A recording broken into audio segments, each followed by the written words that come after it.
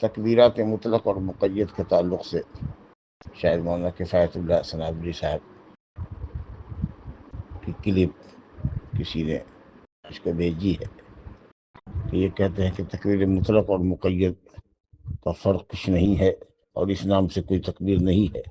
اصل میں یہ مطلق اور مقید نام ظاہر ہے کہ شریعت نے نہیں دیا ہے، یہ علماء ہی نے دیا ہے۔ مطلق کا مطلب کہ جو کسی وقت کے ساتھ مقید نہ ہو، جس وقت بھی چاہیں چلتے پھرتے، سوتے جاگتے، اٹھتے بیٹھتے، بازار میں، مسجد میں، بستر پر، اپنے کاروبار میں تکبیر کہنا چاہیے اور کثرت سے کہنا چاہیے۔ وَاذْكُرُوا اللَّهَ لِيَشْهَدُوا مَنَافِعَ لَهُمْ وَيَذْكُرُوا اسْمَ اللَّهِ عَلَىٰ مَا رَزَقَهُم مِّن بَهِيمَةِ الْأَنْعَامِ وَيَذْكُرُوا اسْمَ اللَّهِ فِي أَيَّامٍ مَّعْلُومَاتٍ عَلَىٰ مَا رَزَقَهُم مِّن بَهِيمَةِ الْأَنْعَامِ۔ ایام معلومات سے مراد عشر ذی الحجہ، 1 سے لے کر 10 تک۔ قرآن نے کہا سورہ بقرہ میں وَاذْكُرُوا اللَّهَ فِي أَيَّامٍ مَّعْدُودَاتٍ، ایام معدودات سے مراد ایام تشریق۔ تو معلوم یہ ہوا کہ تکبیر اول ذی الحجہ سے لے کر 13 ذی الحجہ تک ہے، اور اس کو کہتے ہیں فقہا کی اصطلاح میں، علماء کی اصطلاح میں تکبیرات مطلق، یعنی بغیر کسی وقت کی قید کے ساتھ۔ اب فجر کی نماز 9 ذی الحجہ کو فجر کی نماز کے بعد سے لے کر، یعنی عرفہ کی صبح سے لے کر ایام تشریق کی آخری نماز جو عصر کی ہے، اس کے بعد فرض نمازوں کے بعد تکبیرات کہنا مطلق کے ساتھ، یہ نہیں کہ صرف فرض نمازوں کے بعد ہی خاص کر لیا جائے۔ جیسے جو مطلق ہو رہی تھی، چل رہی تھی، وہ تو چلتی ہی رہے گی، اٹھتے بیٹھتے، سوتے جاگتے، بازار میں، بستر پر، وہ تو کرنا ہی ہے۔ لیکن بطور خاص نماز کے اوقات میں بھی، فرض نماز کے بعد بھی تکبیر کہنے کا جو عمل تھا، یا جو عمل جاری ہے، جس کو تکبیرات مقید بھی کہتے ہیں، کہ ایام تشریق میں یا 9 ذی الحجہ سے مطلق بھی تکبیر ہونی چاہیے اور مقید بھی ہونی چاہیے۔ اس کی دلیل آثار ہے۔ مولوی صاحب نے عبارت تو پڑھی کسی ہے آثار و اجتہادات، لیکن آثار کا ترجمہ حذف کر دیا۔ یہ نہیں کہا کہ آثار صحابہ ہیں، صاحب اکرام ایسا کیا کرتے تھے، علماء کے اجتہاد ہیں، اقوال ہیں، یہ کہہ کر کے گزر گئے۔ آثار صحابہ ہیں، اور آثار بھی کسی عام صحابی کے نہیں ہیں، بلکہ علامہ ابن قدامہ مقدسی رحمۃ اللہ علیہ نے، علامہ ابن رجب حنبلی نے اجماع نقل کیا ہے کہ صحابہ کرام کا اجماع ہے کہ یہ فرض نمازوں کے بعد تکبیرات کہتے تھے۔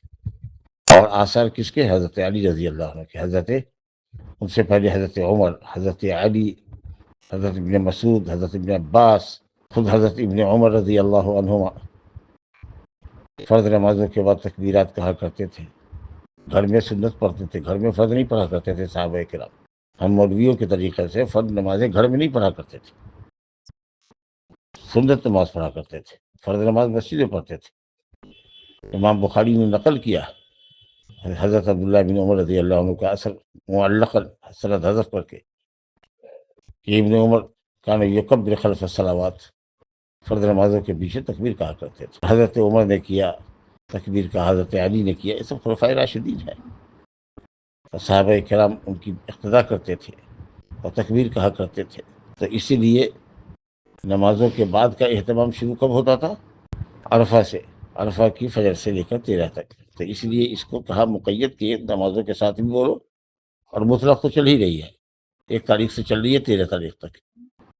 تو ایسا نہیں ہے کہ فجر سے لے کر کے 9 ذی الحجہ کی فجر سے لے کر 13 کی عصر تک صرف تکبیرات مقید ہی رہے گی اور مطلق نہیں رہے گی۔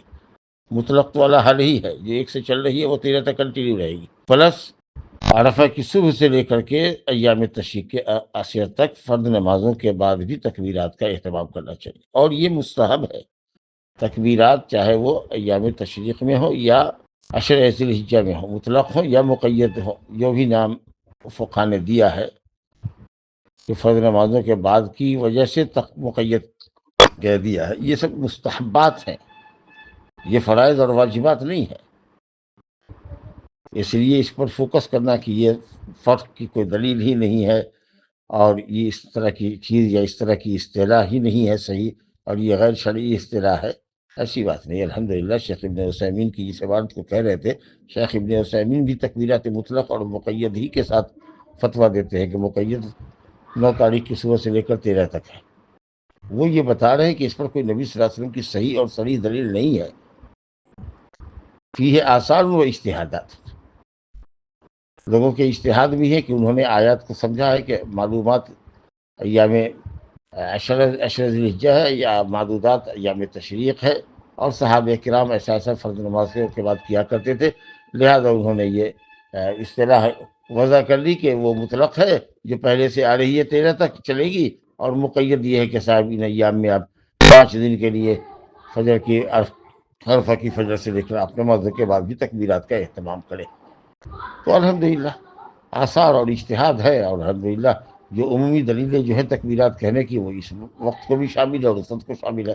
ہاں اگر کوئی شخص صرف یہ سمجھتا ہے کہ 5 ایام میں، لاسٹ کے 5 ایام میں عرفہ سے 9 ذی الحجہ کی فجر سے لے کر 13 تک صرف فرض نماز کے بعد 1 مرتبہ یا 3 مرتبہ تکبیر کہنا چاہیے اور بقیہ اوقات نہیں کہنا چاہیے، تب اس کے اوپر بدعت کا قول لگنا صحیح ہوگا۔